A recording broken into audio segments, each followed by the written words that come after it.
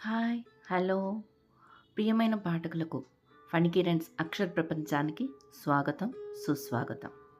Sorry అండి, కొన్ని అనుకోని కారణాల వలన తిరిగి ఆడియో రికార్డ్ చేసి అప్లోడ్ చేయడానికి టైం తీసుకుంది.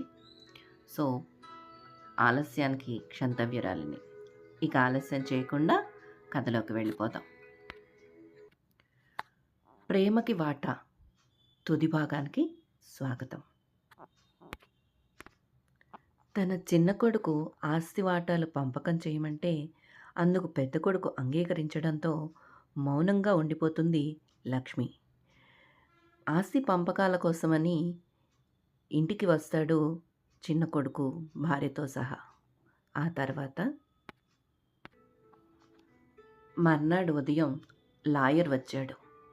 జరిగే పంపకాలు చూడలేక వాటిని ఆపలేక నిస్సహాయంగా కూర్చున్న లక్ష్మి ఇక లాయర్ రాగానే ఉండలేక తను గుడికి వెళ్ళి వస్తాను అని బయలుదేరింది.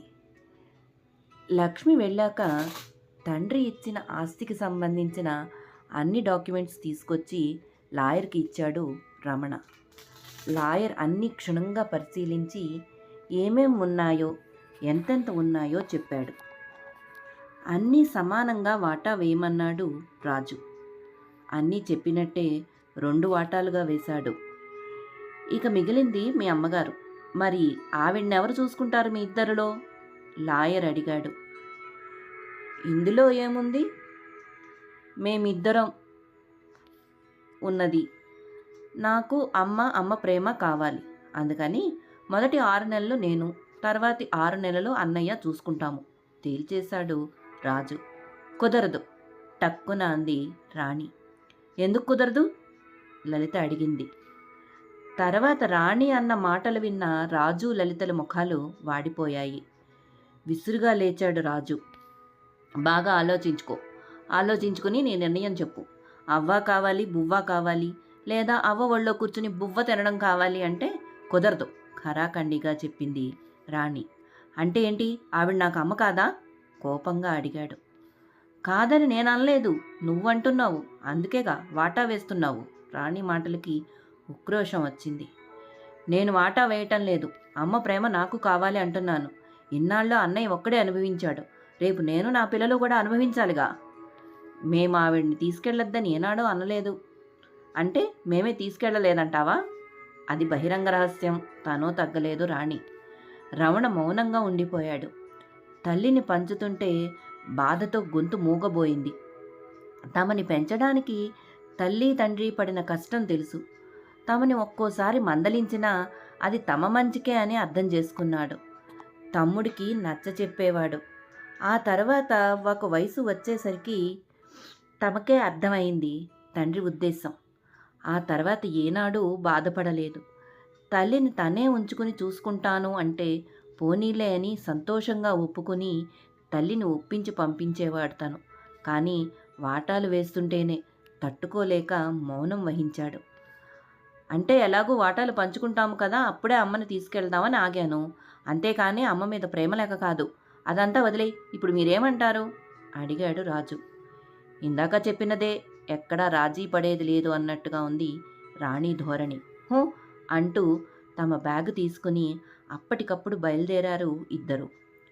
చాలాసేపు అవ్వడంతో అంతా అయిపోయి ఉంటుందని గుండె దిటవు చేసుకుని ఇంటికి వచ్చింది లక్ష్మి. వచ్చేసరికి బ్యాగు పట్టుకుని విసురుగా వెళుతున్న కొడుకు ఎదురుపడ్డాడు. రాజు, ఏమైందిరా? కొడుకుని అడిగింది. ఏమవ్వాలి? ఆస్తి పంపకానికి పిలిచినప్పుడే అనుమానించాల్సింది. ఇలా తిరకాసులు పెడతారని అనుకోలేదు. పంచుకుందాం అన్నారు కానీ ఎగేసుకుని వచ్చినందుకు మాకు బాగానే చెప్పారు బుద్ధి. పదండి నిరసనగా అని అక్కడి నుండి వెళ్ళిపోయింది లలిత. తల్లిని ఓసారి చూసి భార్య వెనక్కే వెళ్ళిపోయాడు రాజు. అయోమయంగా చూసింది లక్ష్మి. పెద్ద కొడుకుని చూసింది. అక్కడి నుండి లేచి బయటికి వెళ్ళిపోయాడు. వచ్చిన లాయర్ కూడా వెళ్ళిపోవడంతో రాణి లోపలికి వెళ్ళిపోయింది. కాసేపు అక్కడే నుంచుని కోడల్ని అడగడానికి వెళ్ళింది. ఏమైందే? ఎందుకాడలా రుసరుసలాడుతూ వెళ్ళాడు? ఏం జరిగింది? పెద్దాడేమైనా ఇవ్వనన్నాడా? లేక నువ్వేమైనా అన్నావా? అడిగితే మొత్తం తీసుకో అనే రకమే గాని గొడవ పెట్టుకునే రకం కాదు పెద్ద కొడుకు కోడలు అని తెలిసినా అడిగింది లక్ష్మి. ఏమీ లేదులే అత్తమ్మ, కాఫీ తాగుతావా? అది కాదే, ఆస్తి పంపకానికి ఎంతసేపు? లాయర్ కూడా వచ్చాడు. మీరా చదువుకున్నవాళ్ళు, నాకంటే చదువు లేదు కనుక ఆ పంపకాలు అవి పెద్దగా తెలీదు. మరిక గొడవేంటి? అత్తమ్మ, ఆస్తి అయితే పంచుకోవడం ఎంతసేపు? నిమిషాల్లో పని. మరింక దేనికి గొడవ? వాటాల ఆస్తులకైతే సరే, కానీ అదే వాటా అమ్మ ప్రేమకు కూడా వెయ్యాలంటే ఎట్లా కుదురుతుంది?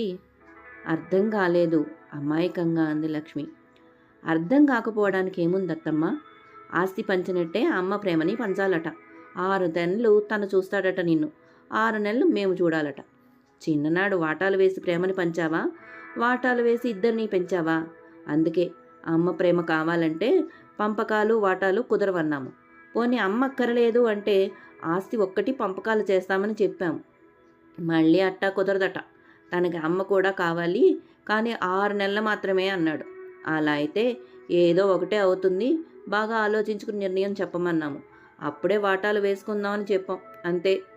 చెప్పిన కోడలి మాటలకి తన మీద వాళ్లకున్న ప్రేమకి కళ్ళల్లో నీళ్లు తిరిగాయి. మనసులో ఉప్పొంగిన సంతోషాన్ని అనుభవిస్తూ తన గదికి దారి తీసింది. థ్యాంక్స్ వదినా. మనలో మనకు థ్యాంక్స్ ఏంటి రాజు? కాకపోతే అనవసరంగా నువ్వు చెడ్డవాడివయ్యావని నా బాధ, అంతే. పర్వాలేదు వదినా, నేను అందరి దృష్టిలో చెడ్డవాడినైనా పర్వాలేదు, కానీ ఆస్తి పంపకాలు ఆగాయిగా, అది చాలు. కానీ లలిత అర్ధోక్తిలో ఆగింది రాణి. ఏం పర్వాలేదు, అది తండ్రి ప్రోద్బలంతో ఆస్తి కావాలని అంది. కానీ తమ్ముడు ఒళ్ళు తెలియకుండా చేసిన అప్పును తీర్చడానికి తండ్రి తనని వాడుకుంటున్నాడు అని దానికి తెలియదు. త్వరలోనే దానికి కూడా నిజం తెలిసేలా చేస్తాను. అప్పుడు అదే వచ్చి అమ్మ కాళ్ళ మీద పడుతుంది. జాగ్రత్త, ఏ అవసరం వచ్చినా వెంటనే ఫోన్ చెయ్యి. మీ అన్నకి నేను చెప్తాను, నీకు సాయం వస్తాడు. అలాగే వదినా, అమ్మ జాగ్రత్త, ఉంటాను. ఓ మరిదితో మాట్లాడి ఫోన్ పెట్టి వెనక్కి తిరిగిన రాణి ఎదురుగా భర్తని చూసి ఎలా స్పందించాలో అర్థం కాక మౌనంగా ఉండిపోయింది. వచ్చి ఆనందంగా భార్యని కౌగిలించుకున్నాడు రమణ. థ్యాంక్స్. నా మీద కోపం లేదా? మెల్లగా అడిగింది. ఎందుకు కోపం? అంటే మీకు చెప్పకుండా రాజుతో కలిసి నాటకం ఆడినందుకు. ముందు కోపం వచ్చినా మీ ఇద్దరూ చేసినది మనందరి మంచి కోసమేగా, ముఖ్యంగా అమ్మ కోసం. అందుకే ఆ కోపం నీ మీద మరింత ప్రేమగా మారింది. అంటే రాజు ఫోన్ చేసి ఏం చెయ్యాలో చెప్పాడు, నేను ఎలా చెయ్యాలో చెప్పాను అంటూ మొత్తం చెప్పింది రాణి. వాడు నా తమ్ముడు అని గర్వంగా చెప్పుకునేవాడిని ఒకప్పుడు. వాటాలు వేశాక అలా ఎవరి గురించి చెప్పుకోవాలి అనుకుని బాధపడ్డాను. కానీ వాడు మారలేదు. ఎప్పటికీ వాడు నా తమ్ముడే, నేను వాడి అన్ననే. అవును, పాపం అత్తమ్మ రాజుని తప్పుగా అనుకుంటుందేమో, సందేహం వెలిబుచ్చింది. రేపు అమ్మని కూర్చోబెట్టి వివరంగా చెప్తే సంతోషిస్తుంది. పద, పొద్దుపోయింది. పాపం మరిదితో కలిసి ఆడిన నాటకపు టెన్షన్కి బుర్ర వేడెక్కి అలసిపోయి ఉంటావు. నీకు చక్కగా హెడ్ మసాజ్ చేస్తాను. అవసరం లేదు, పదండి, మళ్ళీ బాబు లేస్తాడు. పోనీ తలకు కాకపోతే బాడీకి చేస్తాను, కొంటెగా నవ్వుతూ అన్నాడు. బిడియంగా నవ్వి భర్తని తప్పించుకుని గదికి దారితీసింది. నవ్వుతూ భార్యని అనుసరించాడు రమణ. వాళ్ల సంభాషణ విన్న లక్ష్మి తన కొడుకులు ఎప్పటికీ ఆణిముత్యాలే అనుకుని మురిసిపోతూ తన గదికి వెళ్ళి నిద్రకు వాలింది. కలత తీరి ప్రశాంతంగా నిద్రలోకి జారింది. ప్రేమకి వాట తుది భాగం విన్నారు. కథ ఆశాంతం విన్నారు కనుక దయచేసి కథ మీద మీ అభిప్రాయాలను విలువైన సమీక్షల రూపంలో అందిస్తారని ఆశిస్తూ మీ ఫణికిరణ్. మరో అందమైన కథతో మళ్ళీ కలుస్తాను. అంతవరకు సెలవు. అన్నట్టు మర్చిపోకండి, ఛానల్ని సబ్స్క్రైబ్ చేసుకుని బెల్ ఐకాన్ని ఆన్లో ఉంచుకోండి. మరి ఉంటాను.